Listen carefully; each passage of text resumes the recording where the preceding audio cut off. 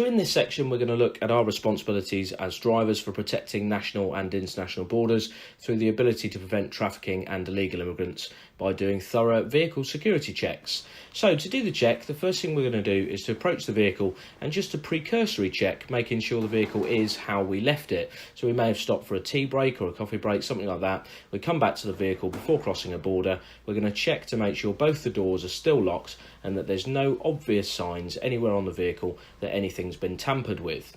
We're going to come to the rear doors all the way around the vehicle. We're going to check those rear doors, make sure any seals are in place intact, in good condition, and that the seal numbers match the numbers on the paperwork. And then we're going to make our way round to the front of the vehicle once we're happy there's nothing obvious, and we're going to open up the bonnet to check inside the engine bay.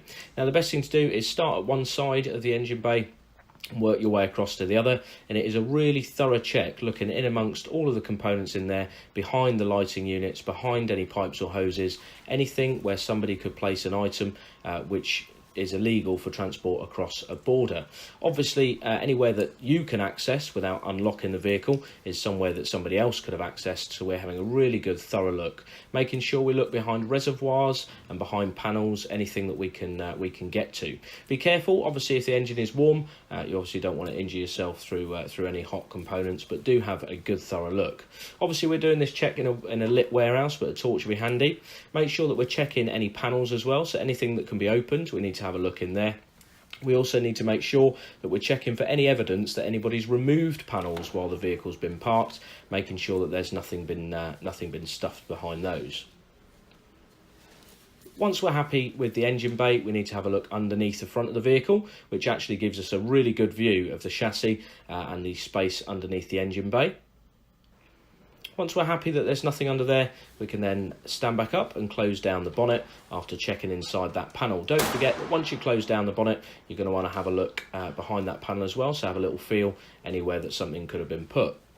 Once we're happy with the front section of the vehicle, we can unlock the cab and start our internal checks. The easiest place to start is in the door panel inside the driver's door pocket and seeing if there's anything obvious that's been left inside there. We need to look down the side of the seats, as well as looking underneath the seats as well. We also need to look forward at where the pedal section is to make sure there's nothing under there and no panels have been removed.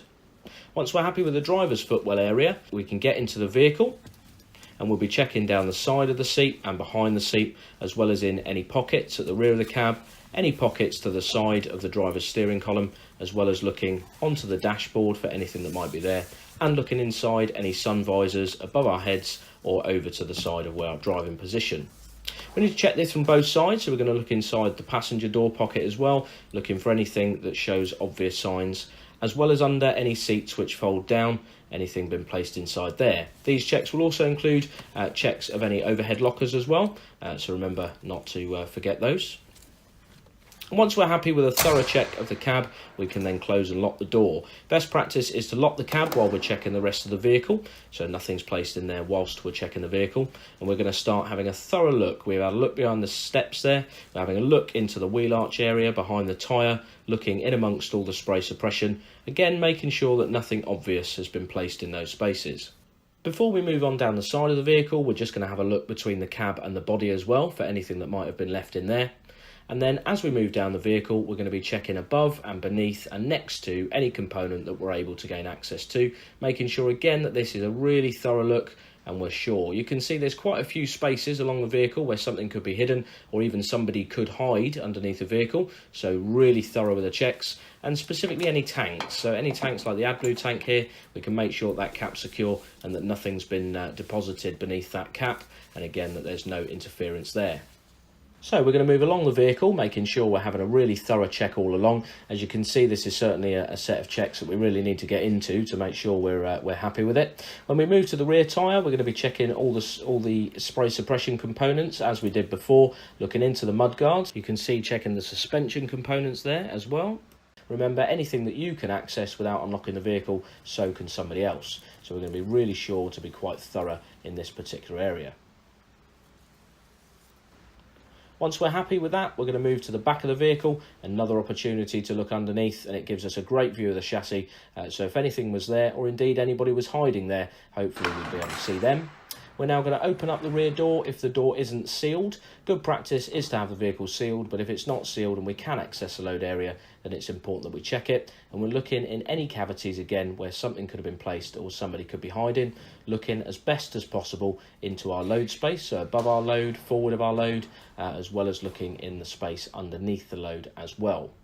You'll notice by looking at the roof, you'll see quite a lot of light coming through the roof there, which is quite handy. If there was anybody on top of the vehicle, hopefully we'll be able to see that at this point due to the shadows. Obviously that's a little bit different at night, so we can step back to check that. Once we're out the back of the vehicle, we then obviously need to seal the doors again. So we'll make sure that if we've removed any padlocks, that we'll put those back on and the door is sealed for transport. We're then going to work our way down the near side of the vehicle, checking all the same stuff that we did on the off side, remembering not to get any less thorough as we go along. Make sure when we get to the fuel tank, we check carefully that the cap hasn't been removed and is still secure, that nothing is above or below the tank, and that nothing's been placed underneath the tank straps. And before we finish, as best we can, we need to be checking underneath the wind deflector on top of the cab.